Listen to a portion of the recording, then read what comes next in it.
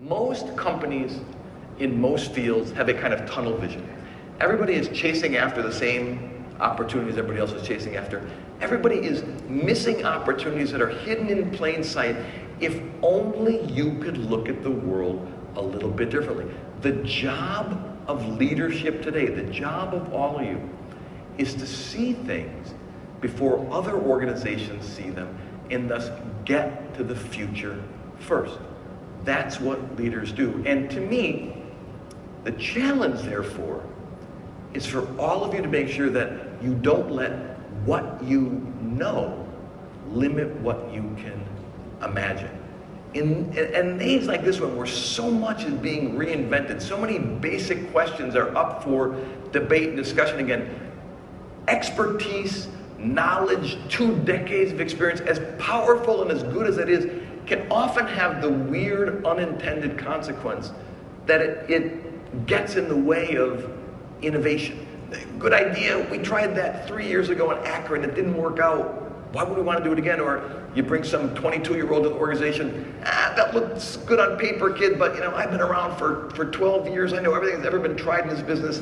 No one's ever done anything like that. Why do we want to be the first one out of the gate with that? It's so easy, if we're not careful, to allow what we know to limit what we can imagine. And the mindset that you've got to get over is the mindset I think we all grew up with as leaders. It was one of the great ego gratification of being a leader, which is if you were named vice president and director of HR, or you were named CEO of the company, or you were made the head of a really important project, the theory was you did the thinking and the troops did the executing. You had to be the smartest person in the room, quote unquote, no matter what room you were in. Well, that age, that era of leadership is over, I would say to you. What I've come to appreciate is the most successful leaders I've come to know have figured out what does it mean to be a leader in a world where nobody alone is as smart as everybody together. The best leaders I've gotten to know don't say, oh, I'm such a genius, I've got this great idea, what's my top-down style of communication to push it through the ranks? They say to themselves, I need a great idea. What's my architecture of participation so that I can tap into the collective genius of my colleagues, the quiet genius of my customers who have so much to teach me about my business, the group genius of all the interesting business partners and engineers and scientists who will never work for me, but are more than happy to work with me if I make it fun, interesting, rewarding for them to do so. Nobody alone is as smart as everybody together. There's a great experiment of this going on. So I'm sure all you as HR leaders, you all know Tony Hsieh, Zappos, the crazy customer service. I mean, I've written about Tony. They're kind of a legendary brand, their approach to recruiting and training and all that kind of stuff. It's all very well known. So Tony's, company is amazingly successful, $1.2 billion of sales last year, thousands of people. They've grown so fast, they outgrew their original headquarters at Henderson, Nevada, about 15 minutes out of Las Vegas.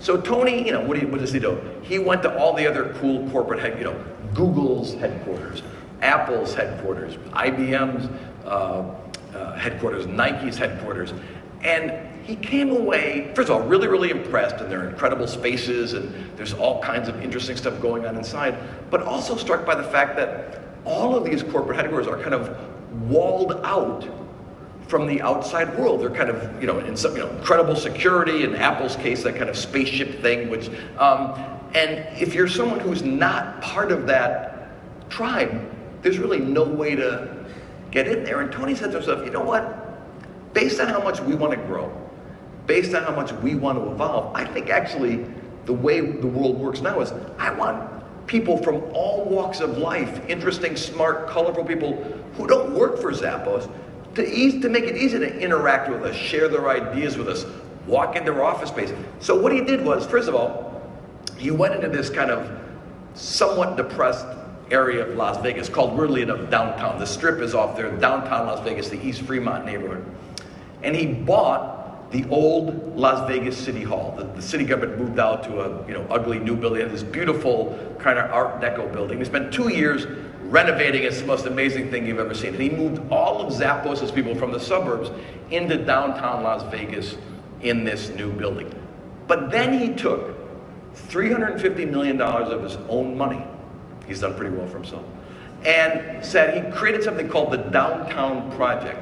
And his goal is to take the 10 or 20 blocks around the neighborhood and to attract 10,000 new people to move there to live, work, innovate, artists, designers, entrepreneurs, technologists. He hooked up with Teach for America. That's got a lot of teachers in Las Vegas and said, put your headquarters in our neighborhood.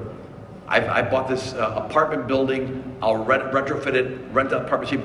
All the Teach for America teachers now live in that neighborhood.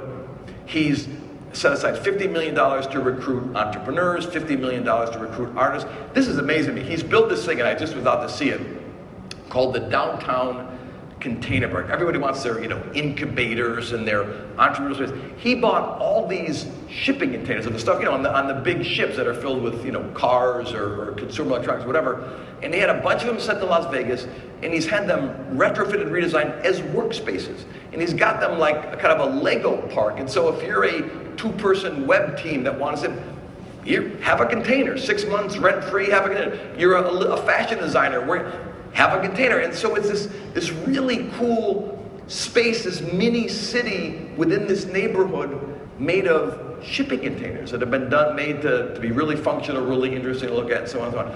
He's got the rhythm of every month. There's Tech Week. People come in and give speeches about the future of technology. There's Fashion Week. People come in for a week and give presentations about what they're working on in the future of fashion. He bought a movie theater, renovated, calls it Inspire Theater. His theory is, I want this to be TED or South by Southwest, but I want it to be like that every single day, just this pulsing community of ideas and innovators.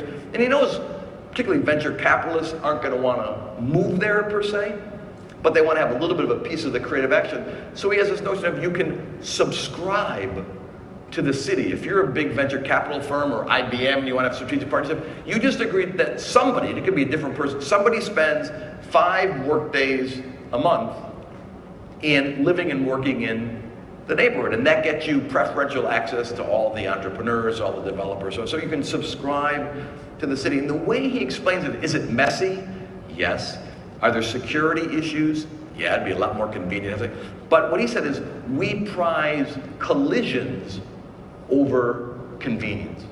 And his theory is, if we want to keep Zappos innovating, creating, moving, morphing, not only can we not wall ourselves out from the outside, we have to realize that most of the talented, creative, exciting people in the world will never ever work for Zappos, no matter how good they are, because it's just a math problem. They got like 2,500 employees, or a hell of a lot more than that people. And wouldn't we want to have a little bit of the brain power of all these really cool, energetic, smart people who will never work for us, but are more than happy to work with us, especially if part of the definition of our new corporate headquarters is to create this pulsating creative environment for them. And then what he talks about is, for them, creativity is about random collisions of unusual suspects. And that you can really design ways of working and ways of creating space so you maximize the chances that smart people from one walk of life will bump into other smart people from another walk of life, exchange ideas, do something, and at some point, that's going to read down to the benefit of your company. Now, again, he's taking this to the extreme. I don't expect all of you to become real estate developers and office space designers, but nonetheless, to me, it's a leadership mindset that says nobody alone is as smart as everybody together, and a big piece of the battle for talent going forward is to create brands, companies, cultures, spaces, scenes where you can recruit really smart, talented people, not to work for you, but to work with you. And if you can pull that, again, it's a mindset thing. It's not a $350 million short. It's a mindset thing. And if you can embrace that kind of mindset, it allows you to answer the question that I think is the question every leader signs up to answer today, to energizing life's work. And we can all have our different definitions of life's work. But let me tell you, a big part of life's work today is answering this simple question. Am I learning as fast as the world is changing?